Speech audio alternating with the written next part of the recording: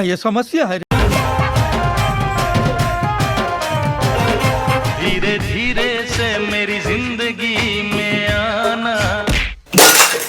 तेरी बहन की लग गया। अब तू गया बेटा, अब तू गया, देख तेरी औकात मैं दिखाता हूँ तुझे। अरे बाप रे। आइंदा से मेरे खिलाफ बगावत की काट डालूंगा। संगवारी हो मोर घर वाला मुचुंदी ला काट दिस तमे आगे हो कुरुत केसरी सैलून में तमे यहाँ मिलो नम्रता दीदी का ना और मोला रोवत देखे हो पूछिस प्रॉब्लम का है दीदी, बता तो पहली मोला। तमे अपन कुकरी चुंदिया सन बाला दिखा के सबो कहानी बता तहन हो बोलिस कुछ नहीं मैं बैठे हाबो तहन में दीदी से ओकर लंबा और घना बाल के राज पूछे तो दीदी हम हेयर एक्सटेंशन के बारे में बताइस। और ये भैंसा सन कुर्सी में मोल बैठार के गेजर गेजर करत गोल किन जार दिस